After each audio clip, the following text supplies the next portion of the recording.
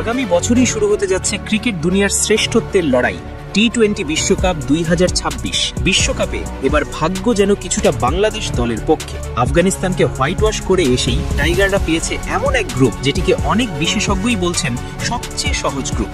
Nepal, West Indies আর আফগানিস্তানের বিপক্ষে বাংলাদেশের সুযোগ অনেক, আর তার উপর টুর্নামেন্টের ভেন্যু ভারত ও শ্রীলঙ্কা, উপমহাদেশের পরিচিত কন্ডিশন। সব মিলিয়ে এবার বিশ্বমঞ্চে বড় কিছু করার প্রত্যাশা জেগেছে টাইগার শিবিরে। তবে সহজ গ্রুপ বললেই যে সহজ হবে না সেটাও জানে সবাই, আর তাই 2026 বিশ্বকাপেই নিজেদের সামর্থ্যের আসল পরীক্ষা দিতে নামছে বাংলাদেশ।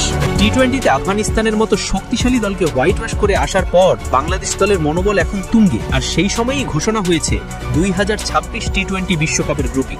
ভাগ্য কিছুটা সহায় হয়েই যেন গ্রুপ বি তে জায়গা পেয়েছে বাংলাদেশ, যেটিকে অনেক ক্রিকেট বিশ্লেষকই বলছেন তুলনামূলকভাবে সহজ একটি গ্রুপ। গ্রুপ বি তে বাংলাদেশের প্রতিপক্ষ আফগানিস্তান, ওয়েস্ট ইন্ডিজ এবং নেপাল। উপমহাদেশীয় কন্ডিশনে এই তিন দলের মধ্যে আফগানিস্তানকে ইতিমধ্যেই হারিয়েছে বাংলাদেশ। নেপাল তুলনামূলক দুর্বল প্রতিপক্ষ, ওয়েস্ট ইন্ডিজও সাম্প্রতিক সময়ে ধার হারিয়েছে, ফলে এই গ্রুপে বাংলাদেশের এগিয়ে থাকার সুযোগ অনেক। অন্যদিকে গ্রুপ এ অনেক বেশি শক্তিশালী, এখানে আছে ভারত, ইংল্যান্ড, আয়ারল্যান্ড, নামিবিয়া ও কানাডা। গ্রুপ সি তে রয়েছে নিউজিল্যান্ড, দক্ষিণ আফ্রিকা ও ওমান, আর গ্রুপ ডি তে রয়েছে অস্ট্রেলিয়া, পাকিস্তান, নেদারল্যান্ডস, ইতালি ও জিম্বাবুয়ে। এই গ্রুপিং দেখে অনেকেই বলছেন এবারের বিশ্বকাপে বাংলাদেশের সামনে সেমিফাইনালে ওঠার বাস্তব সুযোগ তৈরি হয়েছে। বিশেষ করে টুর্নামেন্টটি হবে ভারত ও শ্রীলঙ্কায়, যা বাংলাদেশের জন্য বাড়তি সুবিধা বয়ে আনতে পারে, কারণ এই কন্ডিশন, উইকেট আর আবহাওয়া বাংলাদেশ দলের পরিচিত। তাই বড় দলের বিপক্ষে জিততে পারলে টাইগাররা সহজেই পরের রাউন্ডে পা রাখতে পারে। তবে শুধু সহজ গ্রুপে পড়লেই জেতা সম্ভব নয়,